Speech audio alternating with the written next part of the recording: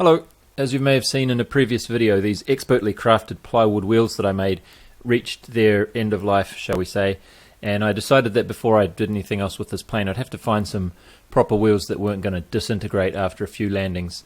So I pretty quickly found these. Well, I had already found them before I made the plywood ones, to be honest, but these ones, oops, they're just a little bit too small. These particular ones, they only go up to 6 inch. I really wanted 7 to be perfect, and the inner diameter here is way too small for what I was trying to do with my original M8 bolts that I had my wheels mounted on. Price here is actually not too bad, but generally these things get pretty expensive. Oh, and the other problem is that they weigh twice as much as my plywood wheels. So this is only for the 6 inch ones here, so that's like 640 grams just for the wheels, and they're not even quite as big as I want. So overall I thought I may have ended up getting something like this eventually, but I stubbornly held out in the hope of trying to find something a little bit cheaper and lighter and in the correct size and preferably closer to home. And when I started looking in the right place, I found the perfect thing that I wanted in this little kid's bike here. So I asked this company there in Te, and I asked them if they could sell me just the wheels, because I didn't really feel like buying the whole bike, just to basically throw it away really. And they said yes, $12 each, which is pretty good. That's about $8 US. So I got 4 of them, so that's only $32 for 4. Yeah, I might make another plane in the future, who knows. Maybe not, but anyway, I thought while I was buying them I might as well get 4 because they're so cheap. Yeah, so that's what I'm going to try in this video. Overall it didn't go too well. The wheels are fine, but as you'll see the rest of it still having problems. So here's one of these wheels here. I really like the fact that it's the exact dimensions of the original one I had, and the inner diameter of this bit here is exactly the same as well, M8. So that's really nice. So I'm glad I persisted and waited for something that was cheaper and lighter and would already fit in the size that I wanted. This tyre part here is EVA foam, which I thought would be a little bit softer. It's really, really hard actually. I can just barely dent it with one hand like that with my thumb. To put a proper dent in it, I actually have to put my 2 thumbs on top of each other so that one thumb is pressing into the other thumb and they're both pushing into this. That's how hard this foam is, but that should mean it will be long lasting. Now to mount these wheels onto the plane, like I say, this hole here is M8, so it's already exactly what I wanted. So what I could have done is taken a longer bolt like this and put that in there and use some of these M8 inside diameter thrust washers on each side and just put it on the old aluminium, oh notice I said old already, the aluminium piece there. But I've already noticed that even with just that little bit of landing that I did last time, those pieces there are starting to show some small bends.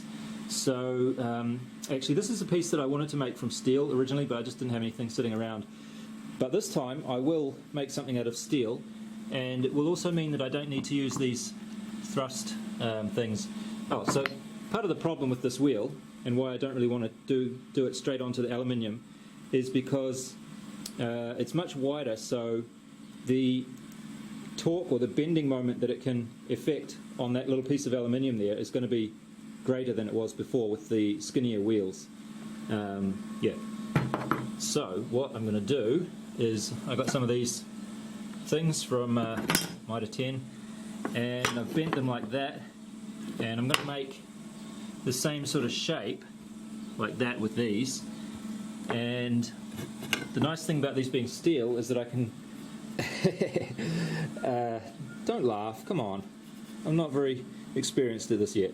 I can weld the bolts on there like that, so that means that the wheel can go right up against there as soon as I get rid of that little messy bit there, of course, and then all I need is one screw on the side.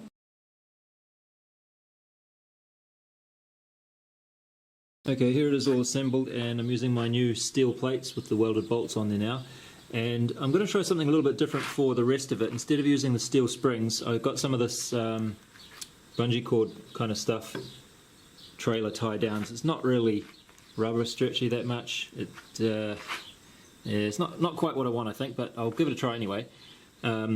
So I got that stuck on there, and then I clamped it in the middle between the plates here. There's a sort of another plate on the back there that's just holding it still in the middle. So each wheel is completely independent now, and this thin rope that goes to the top to stop it from being pulled down too far, this is also independent, so it doesn't go all the way through to the other side anymore.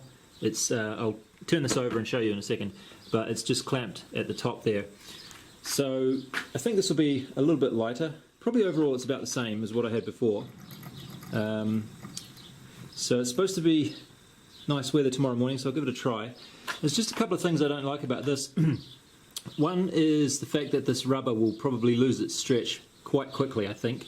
And the other is the fact that the clamps that I've got here are only held in by some wood screws, self-tapping screws. So let me just show you that. So here's how that looks from the top. There's just a couple of screws holding this little bit of steel in. They're fairly long screws, 20mm, so I don't think they're going to pull out too easily. But I don't like that one of them's going right into a glue joint, and it's just sort of a lot of sideways force, and the whole construction is under quite a bit of tension, even when it's sort of at rest like this. It's not even, it's not taking a landing impact or anything right now, but even so, it's still quite a lot of tension on that connection, and I don't like that much either. So even though I've only just done this, I'm already starting to think maybe I could come up with something better to go between the steel plate hole here and the softer ropes that I'm using. I got some of these kind of keyring looking things, but I got some that are much tougher than the typical keyrings that you have, and much larger as well. And the reason for that is that I didn't really want these softer materials to be rubbing up against the inside of the hole there. This is my old aluminium one. This is 3mm thick, so this probably would have been okay because you can sort of smooth the sides of that hole out nicely, and it's not as thin to begin with. But the steel one, the new one, is only 2mm thick, and I was just worried that after a while of pulling or rubbing on the side of that hole there, these ropes would just get cut. So that's why I was using these, but we'll see a little bit more of these later, and they turn out to be inadequate. Look at this, it's still really early in the morning, so it's not hot yet, and there's no wind, which means, as sometimes happens, we get a bunch of cloud down there, which will be kind of fun to fly over. Well, I don't have FPV set up yet, so I won't be going that far away. Maybe next time. Oh, what's this, you say? Yeah, well, I was having a chat to my landlord the other day, and I said, look mate, I got this beautiful big plane here, and this runway you've got, this little airstrip, it's very charming and everything, but for such a magnificent plane as this, it's just a little bit rustic, You think you could do something about that? So he snapped to attention and said, I'll get right on it. And a few weeks later, here we are. Look at this, beautiful, isn't it? He's gone a bit overboard. I don't really need a huge sort of a strip down there. I was thinking of just this bit here, but oh well, maybe I can use that for something. I might go down there and try and do some very long touch and goes, maybe if these wheels work out. Just up here first. I'm a little bit worried that they're quite soft, very soft. So what's worrying about that is that the props are right in line with these wheels if they were to come up too high. Look how close they are already. Look at that. That's a bit of a worry, because the worry is that now there's actually nothing to limit how far up this can go. Look at this. This is just after wheeling it over here about 20 meters. We're already starting to see this lopsidedness showing up, which is, I'm getting so sick of this undercarriage, man. It's so complicated. Why can't it just be a little bit easier? There, let's try this like this anyway. Alright, flyby A. Nice leisurely takeoff.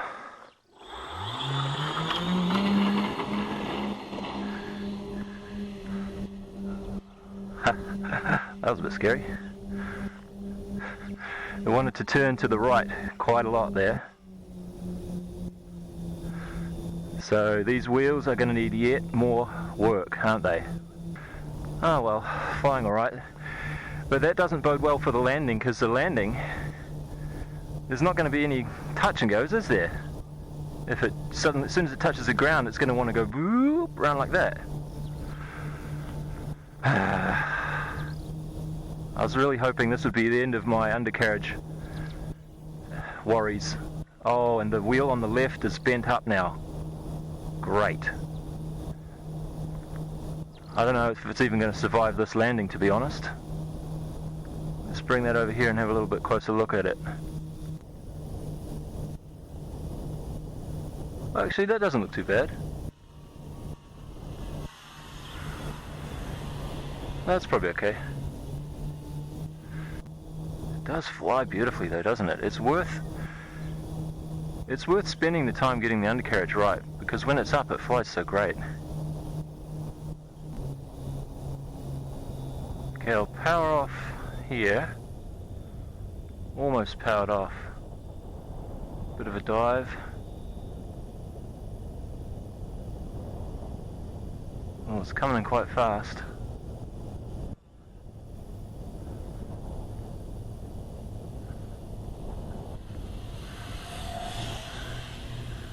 That's too fast to land, I think.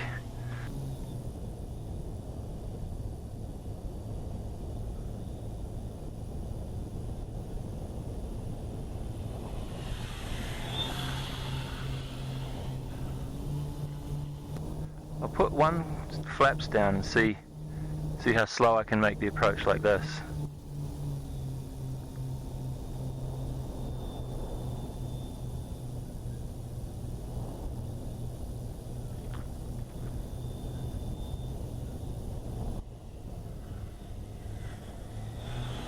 This is with one flaps down.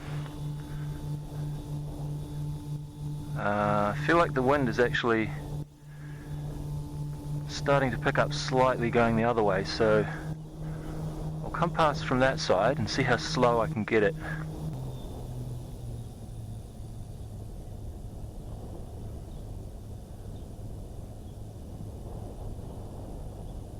Okay, that looks good.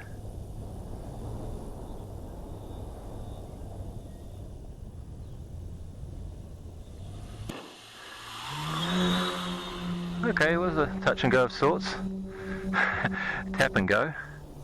Oh yeah, it goes fairly nice and slow with those flaps.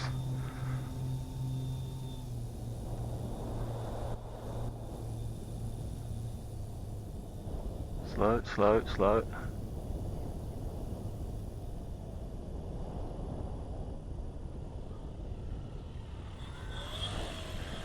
Okay, that wasn't too bad, but it was too high and it was curving to the left a lot for some reason.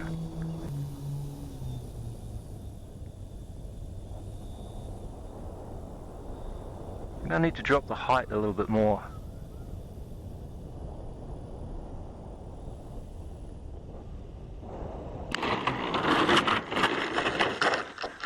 Yep, that's exactly what I thought. That's why I didn't want to persist with those landings that weren't quite straight. Wow, so what's happened? Oh my goodness. Keyring thing that I bought broke. Look at that. This keyring, I made a special trip into town to get those, and I thought about putting 2 of them on, but they seemed like they would be sturdy enough that they didn't need it.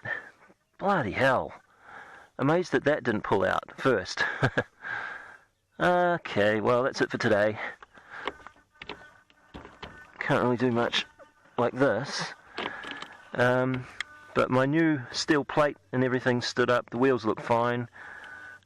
It's just this bloody spring and limiting. Oh my goodness. Thing. So complicated, man. Can't believe it. You'd think that would be the easiest part of getting something to fly properly. Alright, well, that's it for now, I guess. Bye.